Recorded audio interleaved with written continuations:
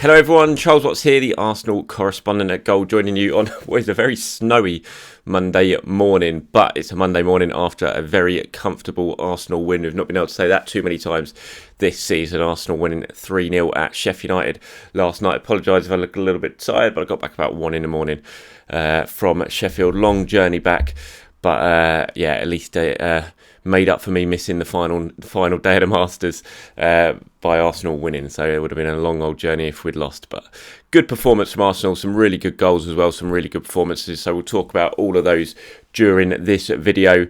It was just a solid performance, wasn't it? I thought they were a bit slow for the first sort of 10 minutes and they really started to take control of the game, played some nice stuff in the first half, got themselves the lead at half-time. Lovely goal by Lacazette, really good move. Ceballos, excellent in that, played really well, I thought. Ceballos, and really nice passing move that kind of reminded us of the old Arsenal, didn't it? That first goal, really lovely finish from Lacazette as well. So 1-0 at half-time. You wanted them to go on and sort of kill the game off in the second half, and that's exactly what they did. Martinelli scoring the second goal, his first start since January, and it popped up with the second, finishing off after Nicolas Pepe had a shot saved, and then Lacazette putting the finishing touch really on a very good evening's work with a really good finish from him. Brilliant from Thomas Partey in the build-up. Wonderful turn from Partey, and that ball defence splitting pass, absolutely fantastic, and nice finish from Lacazette. If only he'd done that on Thursday night against Slavia Prague when he went through. But yeah, really good performance. Mikel Arteta, understandably, very, very happy at the end of the game. So we had a really strong performance, a clean sheet, which was needed after a long run without it. We were very efficient, intelligent and composed with the ball, which I'm very pleased with. We showed dedication, understanding, and it was the right attitude. So overall, I'm very happy. Sheffield United are pretty rubbish.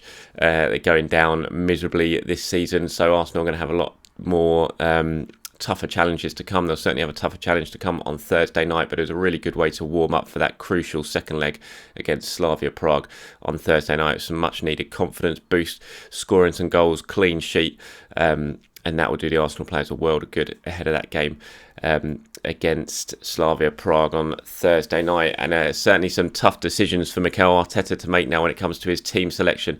None more so than what to do with Gabriel Martinelli. Although saying that, in truth, it shouldn't be a tough decision at all. It should be an easy decision, and that is Gabriel Martinelli has to start on Thursday night in the Czech Republic. We've all been calling for it. We've all been saying he should be given a chance. Mikel Arteta has been calling for patience, but he finally unleashed the shackles and started Martinelli on Thursday night, and he just makes things happen. He really does. He wasn't even that heavily involved last night. He only had 30 touches in the entire game, but he had 4 shots. Out of 30 touches, he had 4 shots. Scored a goal, made a key pass, forced the keeper into one save, had one goal-bound effort deflected wide by a defender and put one into the side netting. So he just makes things happen. When you compare him to Willian, I'm not using this to dig Willian out at all. He's just a bit of a different type of player than Martinelli. You saw on Thursday night when Willian had the ball, his first sort of preference sometimes is to sort of come to the ball with his back to goal, receive it, lay it off. It's a completely different dynamic. When Martinelli gets it, his first instinct is to run in on goal, try and get shots away, make something happen. And he did that last night, even though he was out of the game for large periods of it. Like I said, only had 30 touches, which is the least of any player that started the game for Arsenal. He had 4 shots, which was level with Lacazette as the most shots of any Arsenal player in the game. And that's what I mean. He just makes things happen. He gives you Arsenal a goal threat, and Arsenal have been lacking a goal threat. Are lacking goal threats all season. They don't score many goals. So you want players on there who can score a goal, and Martinelli showed last night it's exactly what he can do. And that's why Arsenal have to win on Thursday night. They have to score in the Czech Republic. We know that after the 1-1 draw. And that's why, for me, Martinelli, after that performance last night, has to be a shoo-in to start on the left-hand side of the attack for Arsenal. I spoke to Mikel Arteta in his press conference afterwards. You might have seen some of it, but if you haven't seen the quotes here, this is what he had to say. I asked him, he must be delighted with Martinelli after that. You've been asking us to be patient, but and you unleash your shackles tonight. And he said, yes, I'm delighted. I'm asking you to be patient because we have a lot of players who are 19, 20, and if you compare where we are with others in the Premier League, we're at the top end. It's not common. Gabby has the right path and the right development. He's got an agreeable attitude and talent, and he's got all of his future in front of him. We have to manage that and try and give him the right amount of minutes and games for him to develop and continue to get better. So that's a little bit. Again, I hark back. It always reminds me of the whole Foden thing at Manchester City, the clamour for Foden to start for the last couple of years at Manchester City, Pep holding him back, being patient, giving him minutes, but not giving him too many, certainly not starts. And then finally this season he's unleashed him once David Silva have left. And it kind of feels similar to me, this whole Gabriel Martinelli thing, in terms of what Mikel Arteta is doing with him, and he explains there. I mean, I don't totally agree with what he's got to say there, I have to say. But in terms of, because they've got some 19, 20-year-olds in the team, I don't think age really matters when other players aren't performing, they're not scoring goals, they're not offering much of a goal threat. It doesn't matter how old you are, surely you just play your goal threat, and Martinelli is that. And then I asked Mikel, you must be aware of the clamour of the fans wanting him to start each game. And he says, I'm not aware because I don't want to read that, because I don't want anything affecting me. What is affecting me is what I see every day, how he is, all the staff, and what our opinions are, and how we want him to develop. I'm not too sure Mikel doesn't know and doesn't see that about the clamour for Martinelli to start. I'm pretty sure he does. I'd be very surprised if he didn't know what the fans were saying week in, week out about who should be starting and who shouldn't. And then right at the end I asked him, look, it's going to be difficult to leave him out on Thursday night, isn't it? After that, and he kind of laughed it off, just said, you're putting pressure on me now, and laughed it off. But I think we'd all be really surprised, wouldn't we, if Gabriel Martinelli didn't start on Thursday night. How can you leave him out after a performance like that and scoring a goal and looking a threat, especially in a game when you have to go there and win and score a goal? I'd just be surprised. Let me know what you think. Who should start on Thursday night? Has Gabriel Martinelli done enough? Should Mikel Arteta start him in Prague, or should he maybe go a little bit more safer and perhaps unleash him for the last half an hour if Arsenal need him? I'm pretty sure I know what your answer to that question is going to be, but as always, please do leave your comments in the comment section below. Okay, let's quickly talk about something that's probably taken the gloss off the win a little bit last night, and that's yet more injury issues for Arsenal. First of all, Mikel Arteta admitting after the game that Kieran Tierney is probably out for the season. I think we all expected that was fairly likely to be the case because of the time frame Arsenal put on it, 4 to 6 weeks. If it was to the 6 weeks of that time frame, then he was always going to struggle to come back, even for if Arsenal went on and reached the Europa League final. Now Mikel's saying, he didn't actually say it specifically, he was talking about Granit Xhaka, who played at left back yesterday, and in the middle of one of the answers about Granit Xhaka, he just slipped in, Kieran is out probably for the season.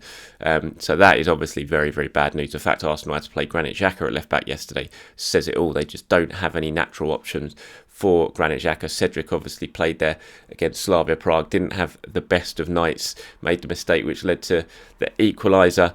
Granit Xhaka obviously is left-footed, so he actually played very, very well. I thought Granit Xhaka, and it was a different sort of formation, although it wasn't really an out-and-out left-back. He'd slip into that deeper role in central midfield at times.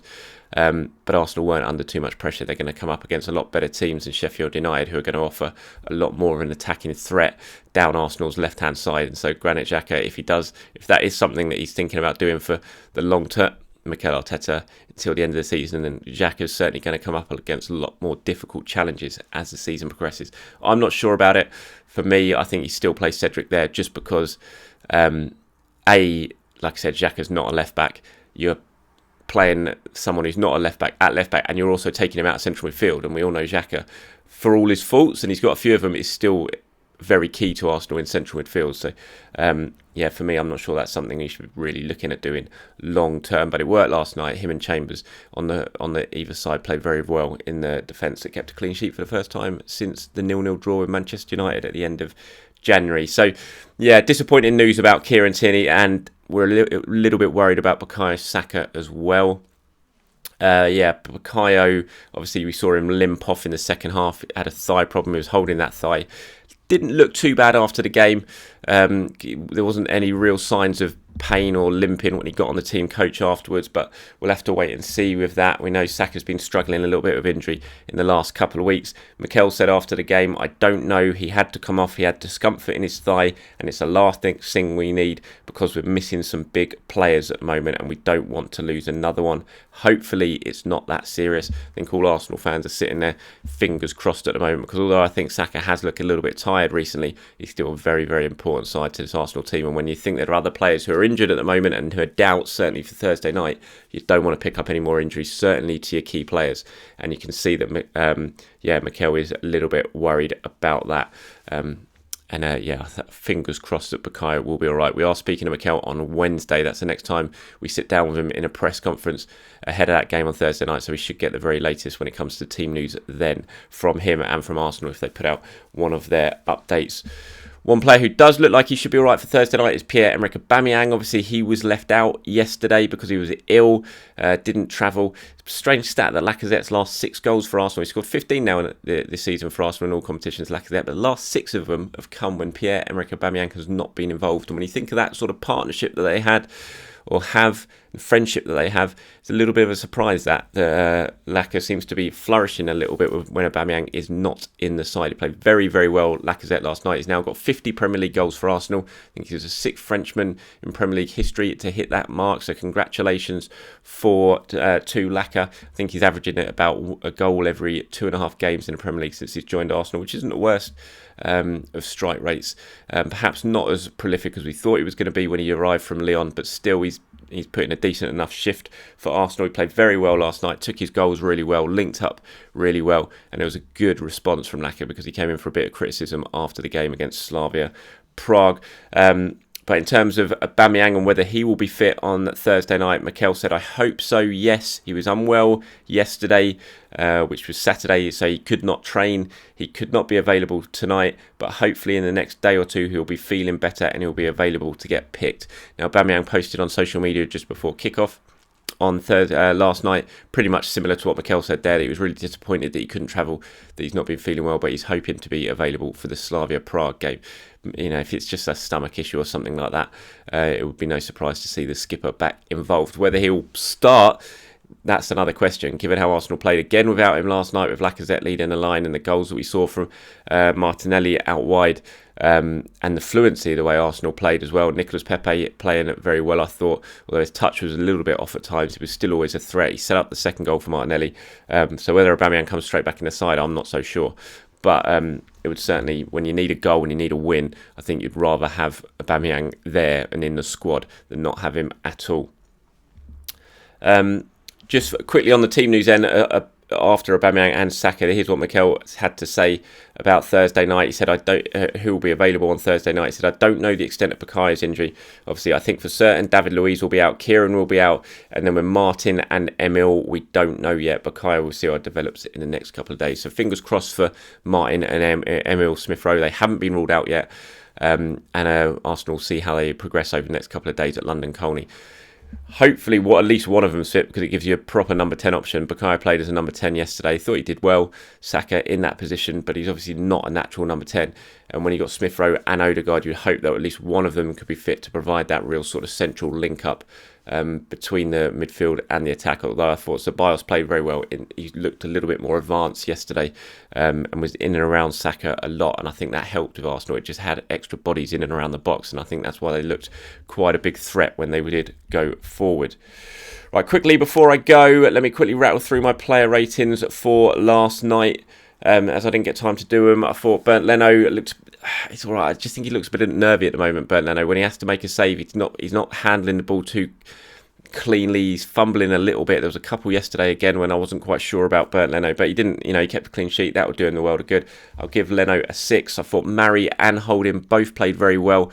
Really good. I like those two when they're together. I think they're a very good looking partnership, those two. They're certainly, I think Holding looks a lot better when he's alongside Mari, and I think Mari looks a lot better when he's alongside Holding. And I really like Mari. I think I've told you that before. So those two, solid performance. Clean sheet for Arsenal. Well done to them. Both get 7s. Same with Callum Chambers and Granit Xhaka, who I mentioned. I thought they filled in well in unnatural positions down on the fullbacks positions. Played very well, especially good credit to Granit Xhaka playing out of position. And in that unnatural left-back role, but he did well. So both of those two get a 7. Thomas Partey gets a 7. That will do him the world of good, that assist at the end. Lovely turn, lovely ball to Lacazette. He finished it really well. Big moment that for Thomas Partey. He's been obviously getting a little bit of criticism recently for not doing enough, but he played well yesterday, and then finishing it off for that assist right at the end. Hopefully for his confidence, you think it will do him the world of good. He gets a 7. Danny Ceballos, I'm giving an 8 to. Credit to Ceballos as well, because he's coming for some criticism for his performance recently, but he played very, very well yesterday. Excellent for the first goal. Really clever couple of touch for Lacazette. He'd done one earlier in the move that led to Martinelli hitting the side netting. Just looked on it last night. Sabah. Such an odd player, can stink the place out sometimes, but then he can look really, really good. And yesterday was one of those latter moments for him. He played very, very well. So he gets an 8 for me. Bukayo Saka, I thought looked lively in the number 10 role. Fair play to him before he went off injured. He gets a 7. Nicolas Pepe gets a 7. Set up the second goal. Good direct play, getting into the box, getting his shot away. Keeper saved well. And Martinelli was on hand. So Nicolas Pepe gets a 7. Martinelli gets an 8 for me just because he was just so direct. He scored his goal, which gives him an extra little boost when it comes to his rating. So he gets an 8, and great to see him in the starting lineup. And hopefully, like I said, he's in the starting lineup again on Thursday night. And then Alexander Lacazette, my man of the match, 2 goals, led the line superbly, linked up really well, was really experienced, and did exactly what he needed to do in the absence of Pierre-Emerick Aubameyang. So Alexander Lacazette is my man of the match. The captain stepped up and delivered, got his 15th goal of the season, and hits the number 50 for the Premier League in terms of Arsenal. Willian, Nketiah and El Neni were the subs, but weren't really too heavily involved once they came on. Game was done and dusted by then, so I'm not going to give them a rating. Right, everyone, thank you very much for watching. I am off for the next couple of days, half-term duty, looking after the kids. I'll be back on Wednesday, and I'll be around on Thursday for the match, obviously, as well. So thank you for watching. Enjoy your day. If you're heading down the pub later, enjoy it. Wrap up warm, because it looks pretty snowy out there. Enjoy that first pint. They'll be waiting an awful long time to enjoy. Have a good day, everyone. Speak to you soon.